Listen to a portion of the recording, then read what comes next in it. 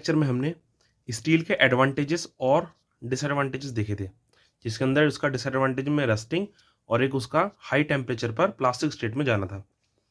अब उसके बाद फिर हमने देखे यहाँ पर कि स्टील के जो सेक्शंस हैं वो रोल्ड स्टील आई सेक्शन है, चैनल सेक्शन, टी सेक्शन और इस तरीके के डिफरेंट डिफरेंट हमारे पास सेक्शंस अवेलेबल थे। Channel, T section, angle section और हमारी बार, ट्यूब्स और प्लेट्स वगैरह। अब इसके बाद अब हम देखेंगे जो हमारे आई सेक्शन है, उस आई सेक्शन के अंदर भी फर्दर हमने कुछ क्लासिफिकेशंस कर रखे हैं अपनी ज़रूरत के हिसाब से।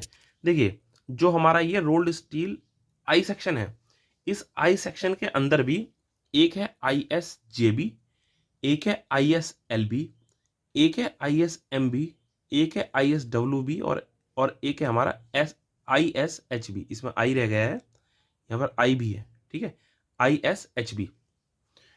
अब देखो, ये हमने फर्दर क्लासिफाई कर रखे हैं। इसमें आई एस जे बी का मतलब है इंडियन स्टैंडर्ड जूनियर बीम है। ये आई सेक्शन ही, ये आई सेक्शन ही है सारे, लेकिन आई सेक्शन के अंदर भी हमने अपने ज़रूरत के हिसाब से इस तरीके से क्लासिफाई कर लिया है।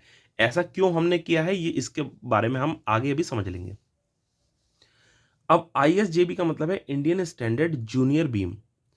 ये बीम स्मॉल डेप्थ की होती है, यानी इस टाइप की जो बीम होती हैं इनका डेप्थ, ये जो डेप्थ होती है ना, ये गहराई ये कम होती है।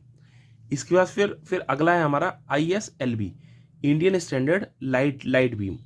इस आई सेक्शन को इस तरीके से डिज़ाइन किया जाता है कि इसका जो वेट है ना वो कुछ लाइट बैठे। ये इस तरीके से डिज़ाइन किया जाता है इसको, ठीक है ना।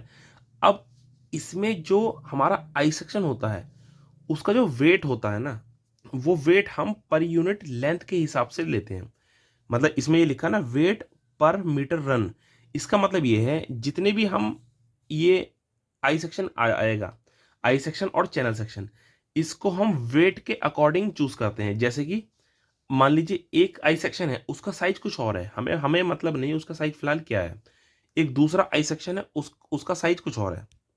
अब जब दोनों का साइज अलग अलग रहेगा तो उन दोनों का वेट भी अलग अलग रहेगा।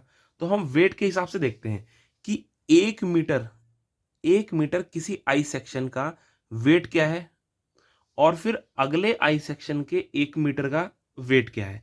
तो हम इसको वेट के हिसाब से क्लासिफाई करके रखते हैं। मान लीजिए अभी अभी एग्जाम्पल के लिए हम सोच लेते हैं कि एक आई सेक्शन है हमारा, हमने उसको ए बोल दिया, एक आई सेक्शन है उसको बी बोल दिया। दोनों का क्योंकि साइज अलग है इसलिए 1 मीटर की ही लेंथ में वेट दोनों का अलग अलग होगा। तो एक का अगर वेट आ गया मान लो 60 kg, एक का वेट आ गया 50 kg, तो ये इनका पर यूनिट रन के हिसाब से वेट है, यानी कि 50 kg पर यूनिट रन, इस तरीके से हम बोलते हैं। जिस तरीके से यहाँ पर लिख रखा है ये वेट पर मीटर रन, तो इसका जो वेट पर मीटर रन होता है ना, यानी 1 मीटर का भी वेट होता है, वो लाइट होता है। इस तरीके से हम उसको साइज और शेप देते हैं।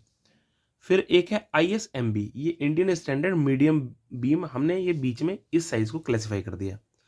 फिर I S W B, Indian standard wide flanged beam, इसका थोड़ा सा फ्लैंज जो होते हैं ना ये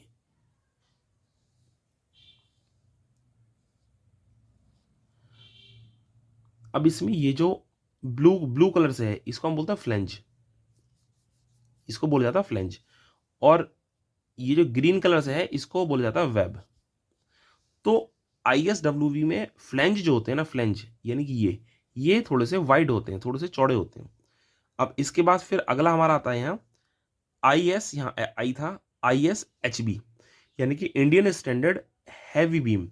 ये बीम काफ़ी ज़्यादा लोड को बियर करती है और जहाँ हम बहुत बड़े बड़े कुछ कोई रेलवे के ब्रिजेस बनाते हैं या कोई और अगर हम टावर्स वगैरह बनाते हैं हैवी लोड का, तो वहाँ पर हम इसको इस्तेमाल करते हैं आई एस एच बी। अब बात आती है कि ये सब हम पढ़ क्यों रहे हैं, I S L B, I S M B, I S W B. हम ये सब इस वजह से पढ़ रहे हैं कि इतने सारे साइजेस अवेलेबल हो चुके हैं हमारे पास, तो उन साइजेस को भी हमने अलग अलग एक कैटेगरी में डाल दिया। जैसे कि आई एस जे बी एक अलग एक कैटेगरी हो गई आई सेक्शन की ही। अब इस आई एस जे बी के अंदर बहुत सारे साइजेस आ गए कि इस साइज का आई एस जे बी, इस साइज का आई एस जे बी। तो और ऐसे ही आई एस एल बी में भी हो गया, ऐसे ही आई एस एम बी में भी हो गया। तो एक तो हमें इसको क्लासिफाई करने में आसानी हो गई देखने में। दूसरा, जब आप स्टील टेबल को देखेंगे, स्टील टेबल और एक IS कोड 800, तो ये दोनों की हमें ज़रूरत पड़नी है एग्जाम में। तो जब हम वहाँ पर स्टील टेबल को देखेंगे ना, तो स्टील टेबल में आई सेक्शन के ही करीब 5 पेज होंगे, जिसमें आई सेक्शन के ही साइज दे रखे होंगे, और एक पेज में करीब 20 से 25 आई सेक्शन दे रखे होंगे, और ऐसे 5 होंगे पेज, करीब 5 से 7 पेज। एक पेज में IS JB होगा, एक पेज में IS LB होगा, एक पेज में IS MB होगा।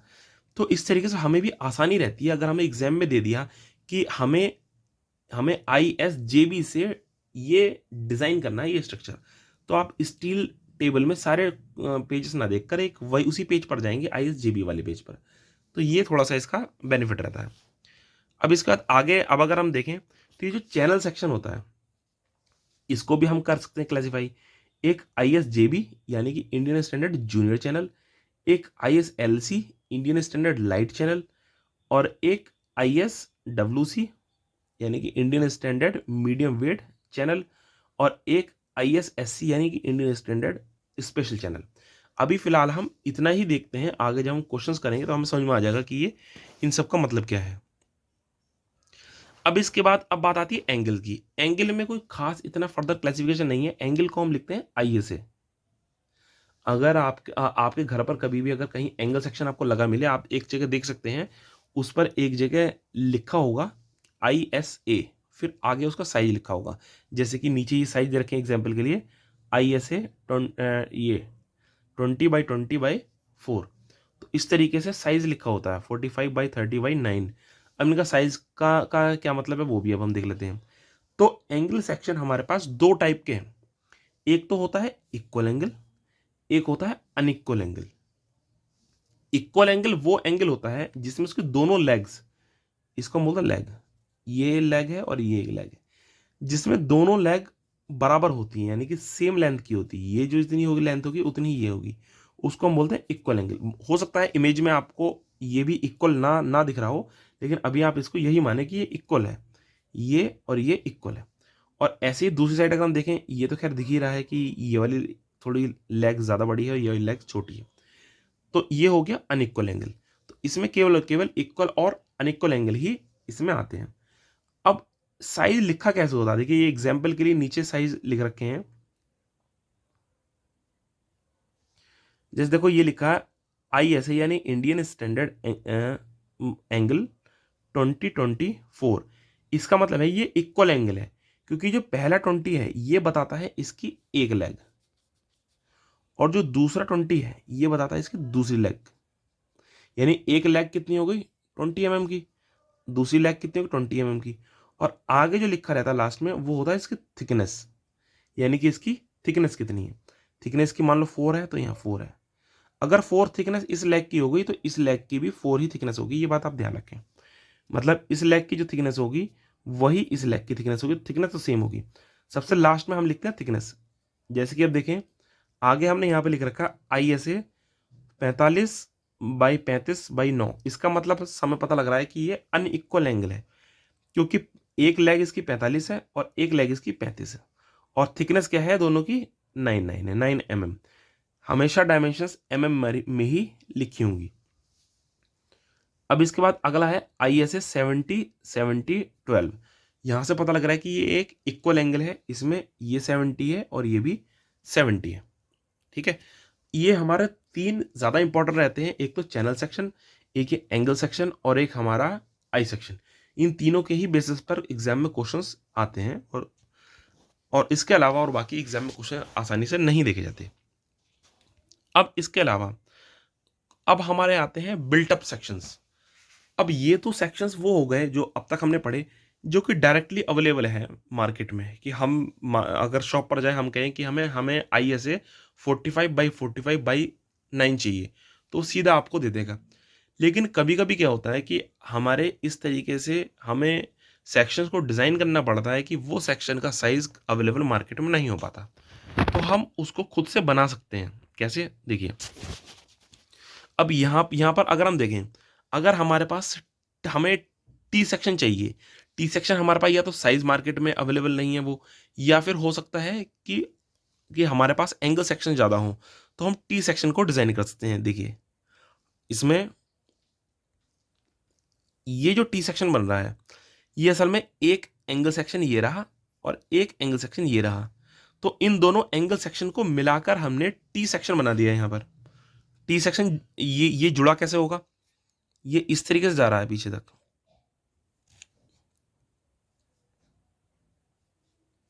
ये इस तरीके से एंगल सेक्शन है पूरा।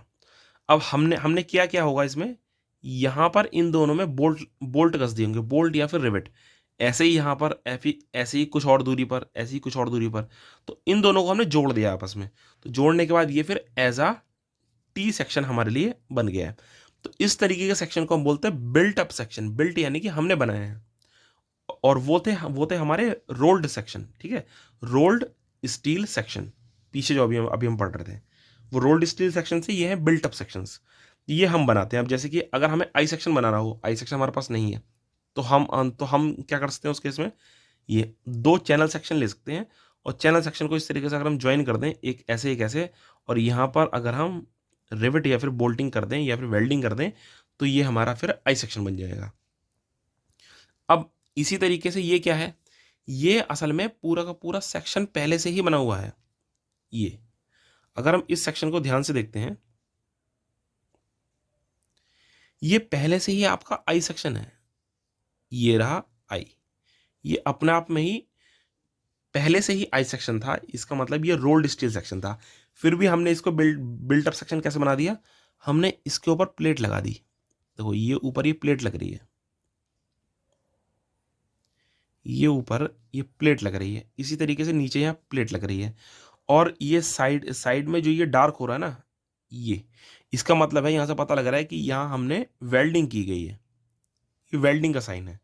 तो वेल्डिंग करके हमने प्लेट को लगा दिया, क्योंकि हमने कुछ एक्स्ट्रा इसमें ऐड कर दिया है सेक्शन से इसके, तो ये हमारा बिल्टअप सेक्शन हो गया।